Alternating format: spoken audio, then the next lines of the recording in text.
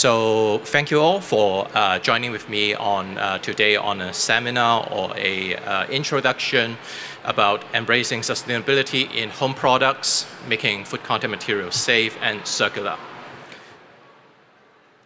So as introduced, I'm William, and today we'll go through a little bit of topics for EU market and US market for food contact materials, particular for recycled food contact plastics.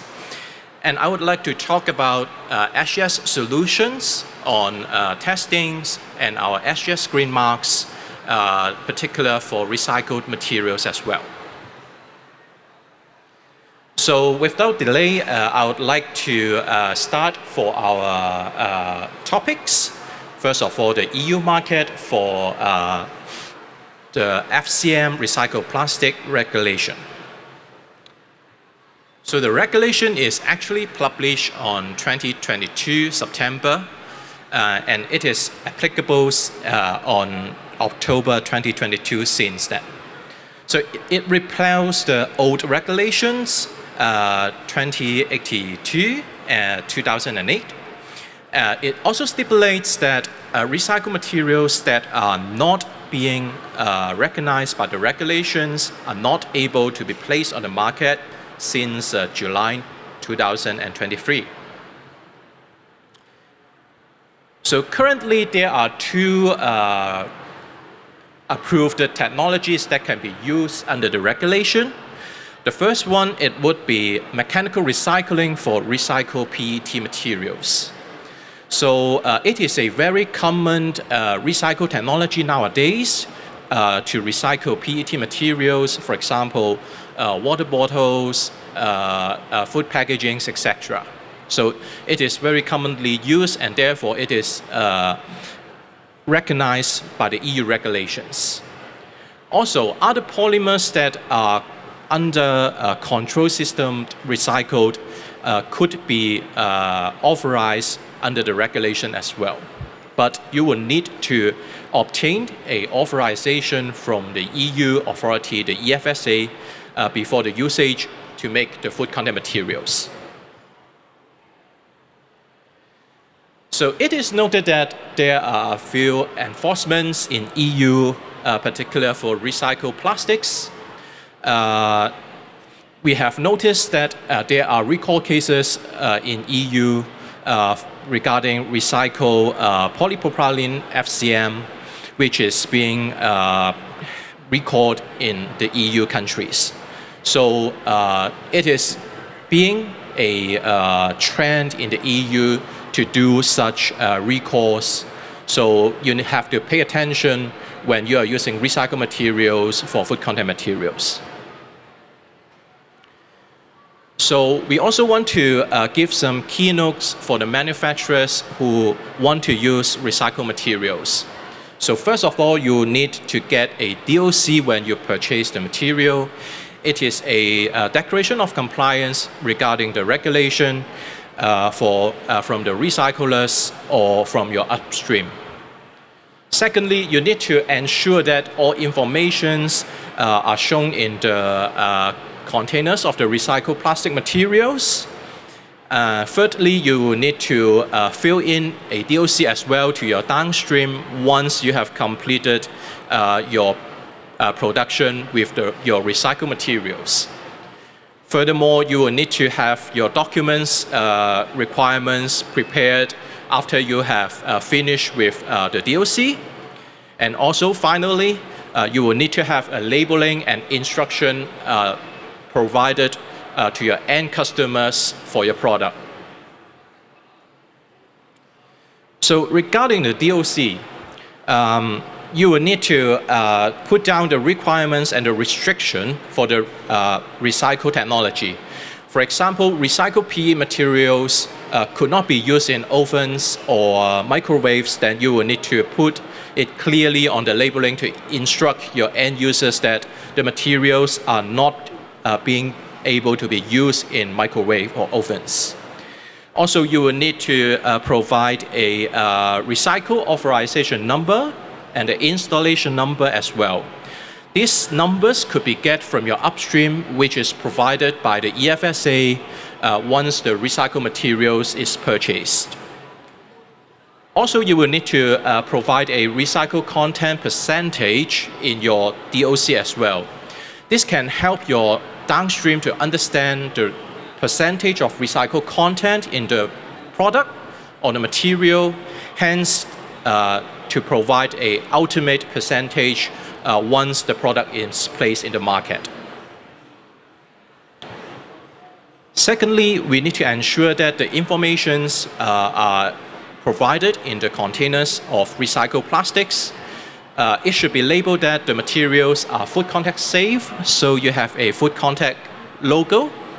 You would also need to have a RIN, recycle installation number, and also the batch number on the packaging as well. And finally, the percentage of recycled content.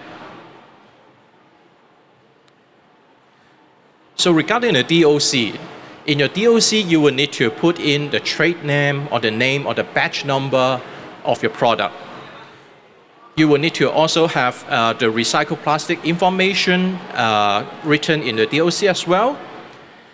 For the food content regulations under the, for example, FCM regulation 10/2011, you will have the FCM number, the CAS number, and the chemical name, also with the migration requirements written in the DOC. Finally, you will need to have your company information about the signature, the company stamp, and who is in charge about the project written in the DOC. Regarding the documents, you will need to have the QA documents ready for the particular recycle projects. You will need to have a unique number assigned to the project or the materials and the manufacturing process written in the documents. And finally, regarding the label and the instruction, you will need to have the restriction written down in the recycled plastics or the articles in the instructions.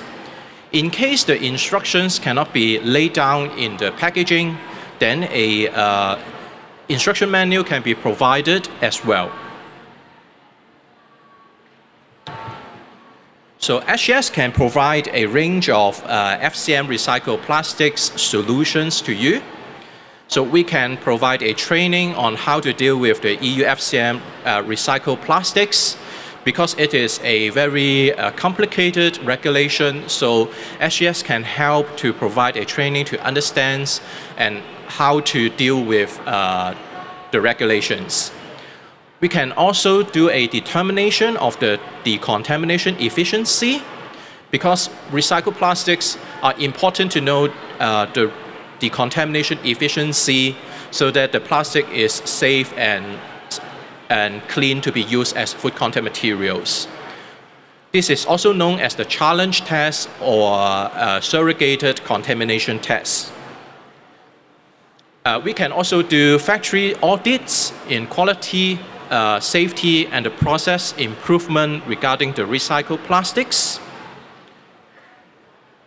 We can also do compliance testing for the migration test or the NIOSH screening testing, which is commonly applied to recycled plastic materials. Finally, we can also do the document and information review about the DOC or the labeling review, as mentioned just now. So next, we will talk about the US market for FCM recycled plastic, particular on the NOL, no objection letter application. So for US FDA, the main concerns of recycled plastics is focus on post-consumer recycled plastics. So any pre-consumer materials, FDA is less concerned, but more concerned on post-consumer recycled material, also known as PCR. So contaminations from PCR in the final product are the main concerns from the FDA. Also, any additives or the materials might not be regulated under the FDA regulations are being concerned as well. It is understood that the FDA have prepared a guidance for the industry on how to deal with recycled plastics in food packaging. So once you need to apply for the letter of no objection, you will need to do a submission to the FDA from the manufacturers. You will need to complete the description of the recycle process and show the results that the decontamination or challenge test is satisfied. And also you will need to describe the proposed condition on how the plastics is being used by the end customers. It is noted the FDA recycled plastics NOL is actually voluntary. However, obtaining a no objection letter would enhance your company's image, and many of the downstream users will require NOL before the plastic being purchased. So here we shows a PCR database, which is the NOL submissions from US FDA. It is public and available. You can take a look if you are interested. So basically the database is separated in two categories. One is physical chemical recycling process, particular for recycled PET materials. And also the second one is chemical recycling. There are also limitations of use, for example, the conditions, the feedstock, and the food types being contacted. So there are some informations that are required for the submission. You will need a description on the recycle process because the process means a lot to FDA. For example, if it is mechanical recycling, it is very likely to get a approval or no objection letter from FDA. On the other hand, if the materials is being chemical recycled, then they will need to check if the chemical recycling can separate the materials clearly. Also, a written description will be needed to ensure that the recycled plastics is not contaminated before the collection and during the recycle process. Also, data will need to be shown as well, known as challenge testing or surrogated contamination testing, and also migration testing as well. Finally, a description on the proposed condition will be needed. So SGS can provide a range of solutions for FDA on no objection letter for recycled plastics. We can do a submission preparation for the review and information centralization. We can do the consultation on the requirements for FDA as well. SGS can also, on behalf of your company, submit the data to FDA in case of the NOL submission. We can do the factory audit on quality, safety, and process improvement. And finally, we can support on the testing on the FDA regulations, the NIOSH screening tests, the challenge testings, and migration study as required by the US FDA. So we have been talking about NIOSH recently. So what is NIOSH exactly? So NIOSH is non-intentionally added substance as defined in the EU Plastic Regulation 10/2011. So there are different types of NIOSH known to the FCM, food contact material world. For example, impurities, reaction in intermediate, decomposition products, and unintended reaction products. So here, allow me to give you some examples of NIOSH. The first one will be formaldehyde, which is known to be a decomposition product from PET materials. It is carcinogenic and skin sensitizing.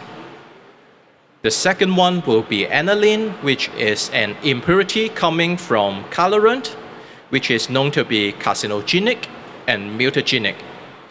We also have nonylphenol, which comes from a decomposition product of antioxidant TNPP, which is commonly used in plastic materials. Most of these materials are toxic to humans, particularly carcinogenic, mutagenic, or endocrine disrupting substances. So NIOSH requirements is actually legal. It has been mandated in many regulations. For example, the framework regulations of food contact material, 1935-2004. Also the plastic regulations on 10/2011. It is also mandated in the recycled plastic regulation from EU, 2022/1616 as well. According to the regulation of recycled plastic 2022/1616, manufacturers will be required to monitor and report the contamination levels of the food contact material, therefore showing that NIOSH is particularly important to ensure safety of recycled materials. So here we show a NIOSH screening and analysis workflow. First, we will need to do the migration testing. So we use food contact simulants and under particular conditions to do the migration to simulate the actual usage. Then we have the testing and instrument analysis part, followed by qualitative and quantitative analysis. Then it comes to the risk assessment part, which we will have a toxicologist to review the toxic substance, whether the level will become toxic to humans. And finally, a reporting to show whether the NIOSH result pass or fails according to the regulations. So after the introduction about NIOSH, I would also like to talk about SGS Green Mark on the sustainability solutions of SGS. So SGS has a wide range of SGS Green Mark. For example, we have recycled content, which is useful for recycled plastic materials. We also have bio-based and PFAS assets, which is also known to be used in food contact materials as well. Regarding the packaging, we have biodegradability and composable requirements as well. So here shows the deliverables of the recycled content certifications. So the left-hand side is the recycled content label, which once applied, you will receive after the certification. You can put the Green Mark label on your product or your packaging to show the product category, the standards, and the recycle percentage of your product. It also comes with an unique QR code which can let the consumer to scan it and lead you to a landing page shown in the middle, which is a details for the certification. Some more information that cannot be shown in the label can be reviewed on the labeling in the landing page. And finally, we have the certification that would be sent to the certification holder, which is as part of the deliverables. So the SGS Green Mark comes with a workflow of 6 steps. So first would be the application. The applicant will need to submit a SGS Green Mark application before the certification. And then we will do the review whether the product or the materials is suitable for the SGS Green Mark. After that, we will have the confirmation where the agreement will be signed between SGS and the applicant. The first step will be testing and audit. We will have the testing particular on the chemical testings or the audits, for example, factory audits, if needed. After that, we will have the review of the technical committee and decision making to decide whether the material or the product fulfills the Green Mark criteria, and finally issues the certification. And we will also have annual surveillance for the product after the certification as well. So other than the Green Mark introduced, we also have a new published Green Mark about carbon footprint and carbon reduce. So on carbon footprint, we are focused on product carbon footprint. We will evaluate if your product has the carbon footprint reduced across the life cycle. It helps to provide an accurate communication with your stakeholders and differentiate your products from your competitors. So actually, what is product carbon footprint? So actually, it is a life cycle assessment and focusing on particular climate changes. The LCA, the life cycle assessment, reviews the product from material acquisition, production, distribution, use, and until the end of life. So we will check the climate change or climate effect of the production of the product within the life cycle. So this is what a product carbon footprint means. So SGS have a wide range of PCF services. We have consultations, quantifications, and also verifications as well. Particular on the verification, we will do the risk assessment with your company, and we will do the factory audit and visit. And finally, we will do a critical review on the report on the verification report as well. So next, allow me to show a video about SGS Green Mark on the topic.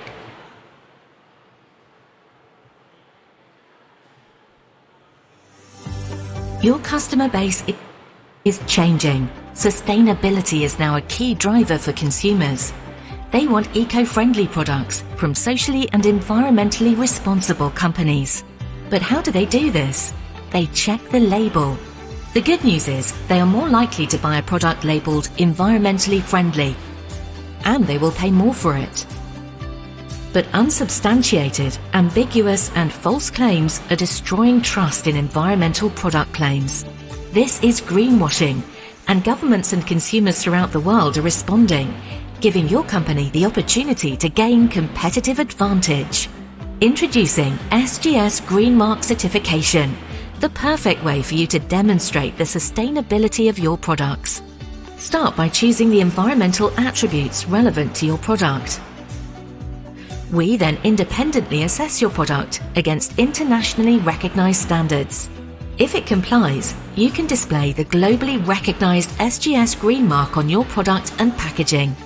Each mark has details of the environmental claim, testing standards, and a QR code to give consumers access to more information. Say goodbye to greenwashing with the SGS Green Mark. In the end, it's only trusted because it's tested.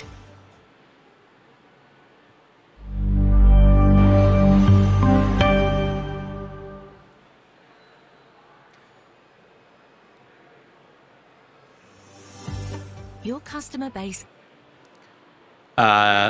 So that's it for my introduction for recycled food content materials. And thank you all for your time and opportunity. Thanks. Thank you, William, for your insightful sharing on embracing sustainability in home products. I believe we got an on-site question for you. Shall we? Sure. Hi, William. Thank Hi. you. Hi. Okay. Just a very quick question. Yeah. I see you have SGS green label. Yeah. So if the suppliers wants to get this green label, Yeah. are they going to complete all the progress from your audit? Then they can get in the end, they can get the label? So depending on the claim, environmental claim you are going to have, different schemes, we have different requirements. So not all the schemes will have an audit. For example, if we are talking about biodegradable composability, then we will not require an audit. But in case we are talking about recycled content, then we will need to have a factory audit to evaluate the recycled content percentage in your factory. So different scheme has different requirements, but For recycled content, then we will need an audit. Yeah. So, okay. So once they have these authorities to have this label, will you just issue them a certificate so they can print the label for their own product? Yeah, sure. Once once the certification is issued, then the manufacturers or the retailers can put the labels on the products and the packaging on the certified products. Yeah. I saw there is a QR code there. Yeah. So the QR code content, Yeah. all the progress, how you audit, all the information is in there. So it only So they comes, need to have, which means that they need to have internet to scan, and then Yeah. so they got all the descriptions. Yeah. It will require the internet to scan the QR code and lead you to the landing page, and only the main information or the critical information, for example, the company name or etc., will be in the landing page. But for example, the factory address or factory name will not be shown because we understand that customers might not want these informations to be seen by the customers. Yeah. Thank you.